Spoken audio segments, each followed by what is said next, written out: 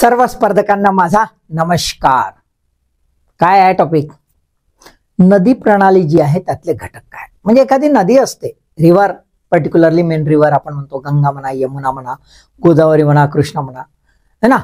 त्या नदीच्या कॉन्टेक्स्ट मध्ये कुठकुठले घटक असतात की एखादी नदी म्हटली तर ते आज आपण समजून घेऊया। एकदम बेसिक आहे, बिगिनर साठी आहे, परंतु बरेच वेळा जे चांगले पिसलेले असतात कॉम्पिटिटर त्याची पी दंडी गोल होते, है ना। त्यामुळे कधी असं समजायचं हे तर जे पहिले अभ्यास करत असतील त्यांच्यासाठी, माझ्यासाठी नो असं म्हणायचं नाही, है ना। का तर कधी कधी एकदमच बेसिक प्रश्न विचारते आणि मग आपली काय होते तुम्हाला माहित आहे, दंडी गुल। तर आज आपण पाहून घेऊया ड्रेनेज सिस्टीम मधले कंपोनंट्स। समजायचं एकदम बेसिक आहे, समजून घेऊया। पहिल्यांदा आपण बघूया कंपोनंट्स काय आहे। नाव समजून घेऊया, खूप महत्वाचं आहे। बघा पहिल्यांदा वर लिहिलेलं आहे सोर्स, नदीचे स्त्रोत। सोर्स दिसते इथे, सोर्स नदीचे स्त्रोत। पहिलं सुरुवात त्या स्त्रोतानंतर लक्षात घ्या उगमस्थान, ओरिजिन, उगमस्थान, है ना। नदीचा जिथे जन्म होतो, जन्माच्या वर आहे सोर्स, त्याला काय म्हणतात पाहून घेऊया आपण। ठीक आहे, आलं लक्षात। नंबर 2 उगमस्थान, कधी कधी लोचा होऊन जाते, गडबड। त्याच्यानंतर आपल्याला असं दिसतंय की ही जी आहे ही उपनद्या, हे मुख्य नदी आहे आणि ह्या सर्व उपनद्यांच्या उपनद्या, या नद्या उपनद्या या बाबतीत आपण नेक्स्ट व्हिडिओ मध्ये पाहूया एक्झॅक्ट काय।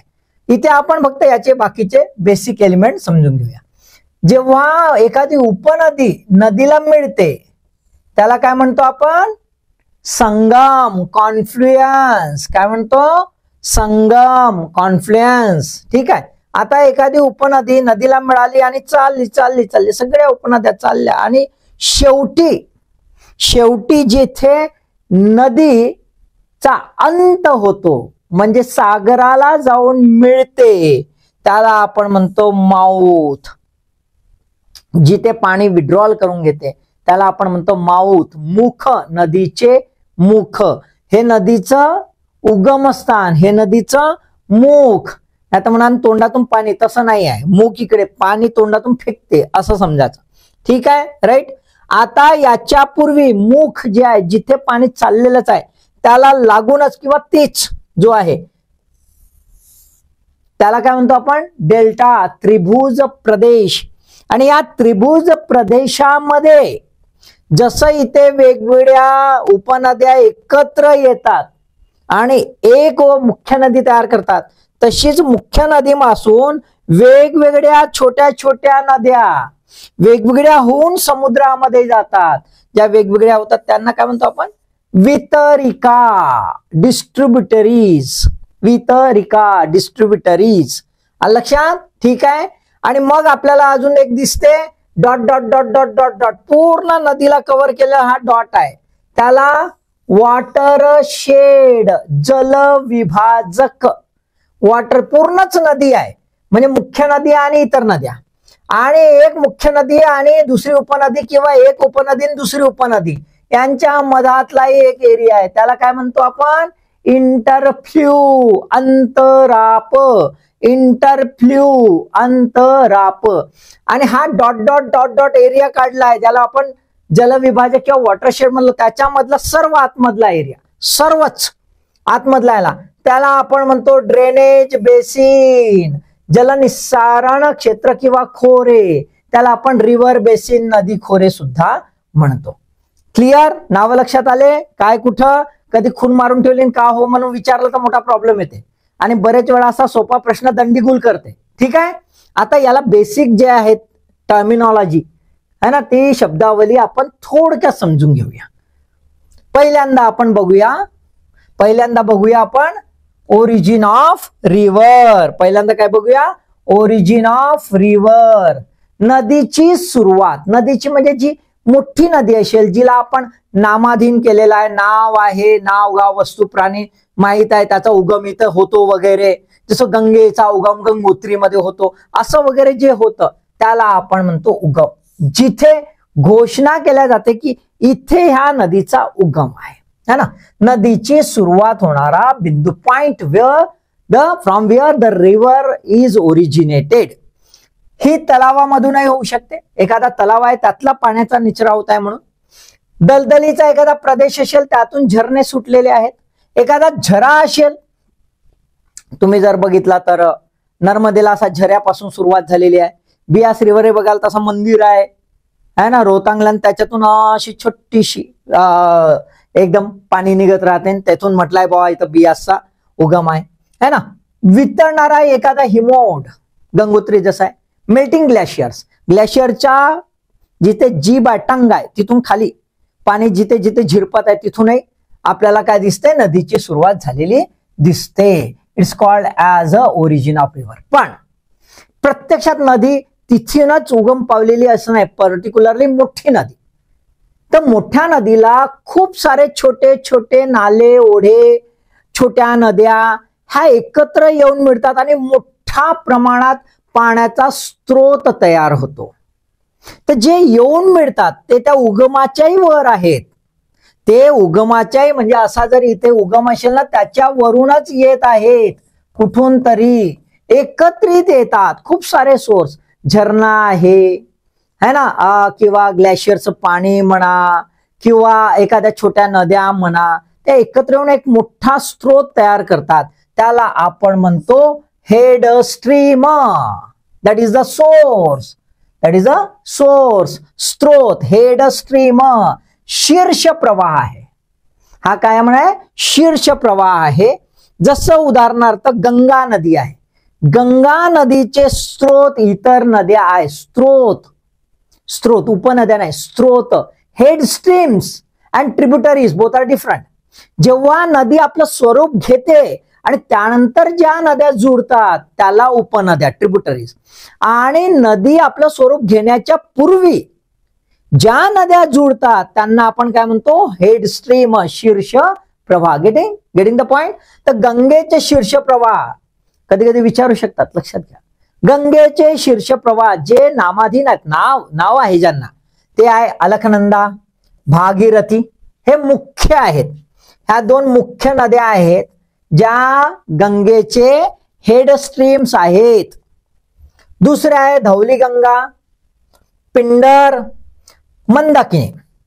लक्षात आलं का? कधी कधी विचारू शकतात, त्याच्यामुळे लक्ष देऊन समजून घ्या रे बाबा. Clear? Source, head stream, origin clear? Okay. हा, आता इकडे येऊ. इथून सुरुवात झाली, इथे अंत. माउथ, नदीचे मुख, रिव्हर माउथ. नदीचा अंत, एंड ऑफ द रिव्हर. नदीचा अंत, जिथे नदी समुद्राला जाऊन मिळते आणि आपलं पाणी डिस्चार्ज करते. सर्वसाधारणतः लिहिलेलं आहे समुद्रात विलीन, पण उपनद्या नदीला विलीन. मग हे उपनदीचं मुख झालं, हे उपनदीचं, हे मुख्य नदीचं. इन जनरल आपण माउथ ऑफ रिव्हर म्हणतो. तर ज्या नद्या समुद्राला किंवा मोठ्या तलावामध्ये विलीन होतात त्याला आपण मुख म्हणतो, है ना. ओशन जे आहे, जेव्हा समुद्राला मिळतात, ओशन जे आहे it's a ultimate base level. समुद्र काय आहे, अंतिम पायाभूत पातळी. म्हणजेच काय, सायकल ऑफ इरोजन एक कॉन्सेप्ट आहे. Cycle of erosion. Cycle of erosion म्हणजे पृथ्वी तलावर, म्हणजे पृथ्वी जी आहे ती डायनामिक आहे. अंतरंगातून शक्ती पुश करते, पॉवर पुश करते आणि बरेचसे रिलीफ तयार करते.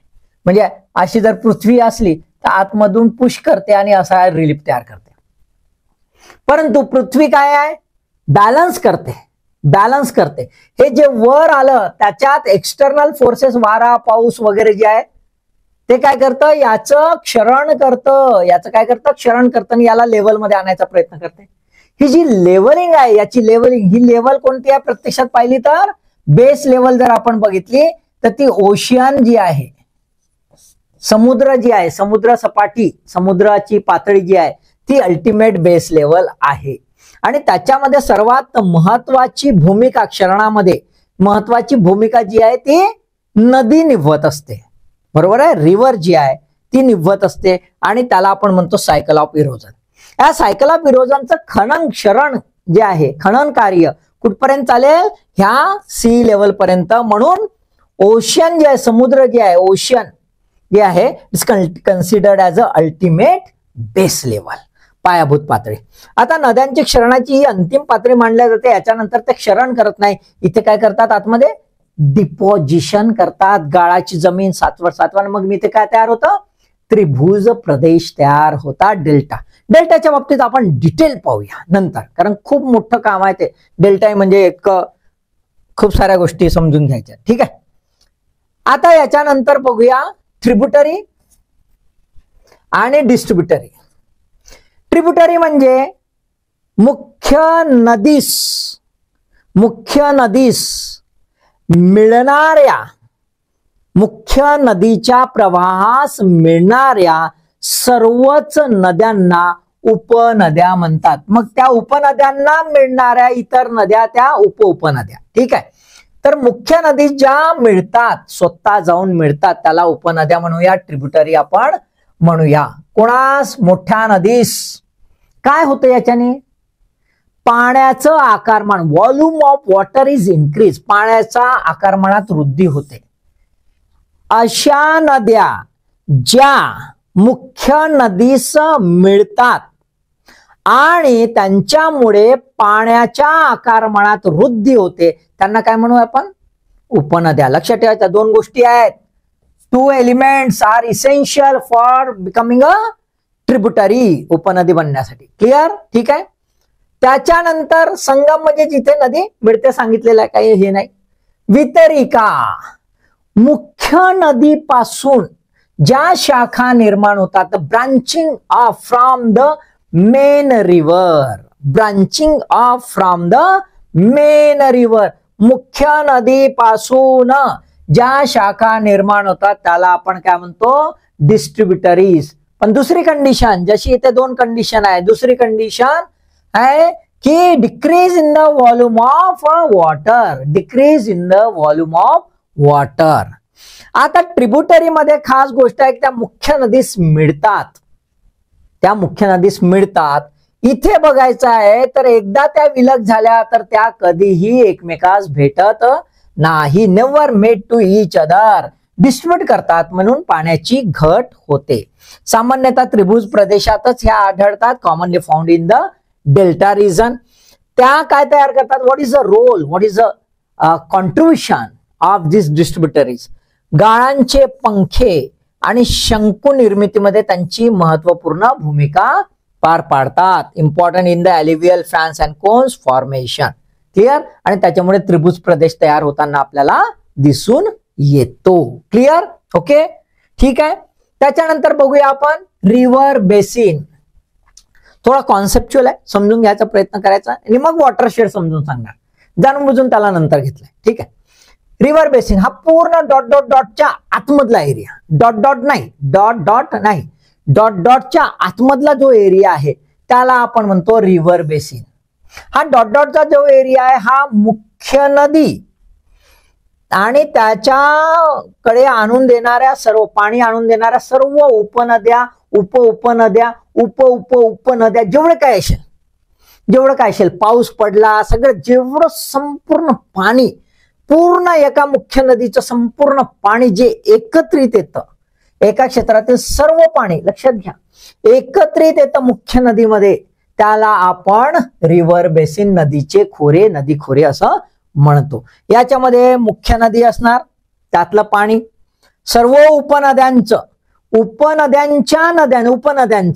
उपनद्यांचं आणि संपूर्ण पावसाचं झिरपणारं पाणी जेव्हा त्या नदीत एकत्रित येतं, त्या संपूर्ण एरियाला, जिथून पाणी येतं संपूर्ण एरियाला काय म्हणतात? River basin. कोणतं? मुख्य नदी. लक्षात घ्या, मुख्य नदीच्या सर्व उपनद्या आणि त्या क्षेत्रातील सर्व प्रकारचे पाणी जे मुख्य नदीस येऊन मिळतं, झिरपून वगैरे सर्व प्रकारे, त्याला म्हणतो, त्या एरियाला आपण नदीचे खोरे म्हणतो. याला ड्रेनेज एरिया, जलनिस्सारण क्षेत्र किंवा कॅचमेंट एरिया सुद्धा म्हणतात. पण लक्षात घ्या, पण वॉटरशेड एरिया किंवा कॅचमेंट एरिया हा जो शब्द आहे, हा शब्दाने रिव्हर बेसिन याच्यामध्ये कॉन्सेप्च्युअली डिफरन्स आहे. नदीचे खोरे म्हटले तर मुख्य नदी आणि त्याचे सर्व प्रकारचे स्रोत पाण्याचे ते एकत्रितपणे आपण नदीचे खोरे म्हणतो. पण कॅचमेंट एरिया हा एखाद्या उपनदीचा सुद्धा एरिया राहू शकते. एखाद्या उपनदीचा सुद्धा एरिया राहू शकते. टेक्निकली 10,000 हेक्टर जो आहे, 10,000 हेक्टर स्क्वेअर हेक्टरचा एरिया जो आहे तो कन्सिडर केला जातो कॅचमेंट एरियामध्ये, पाणलोट क्षेत्रामध्ये.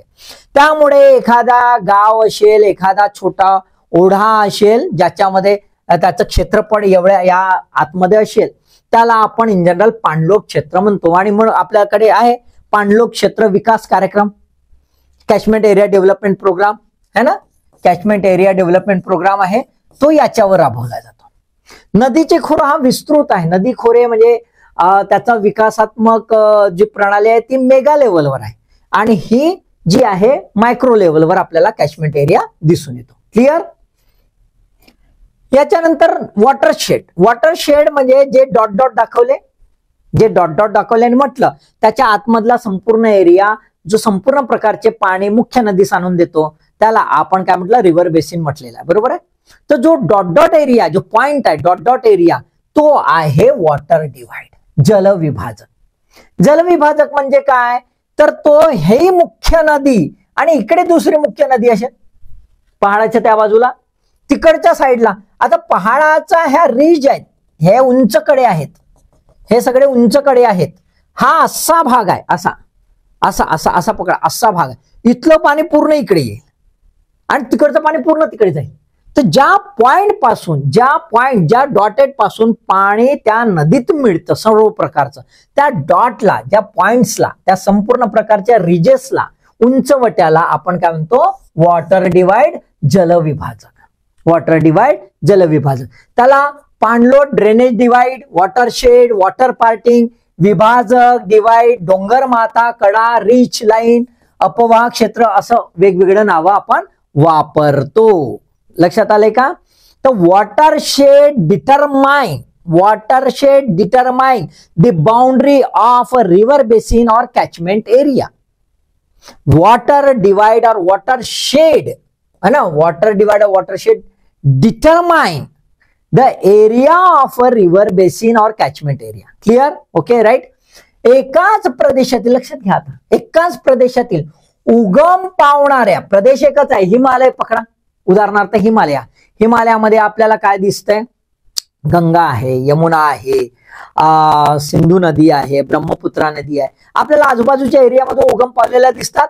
तर ते एकाच प्रदेशातील उगम पावणारा शेजारच्या नदी खोऱ्यास विलग करणारे, शेजारच्या नदी खोऱ्यास, that means divide the river basins. It is a divide of river basins है ना. Separate the adjoining river basin which originate in the same geographical area.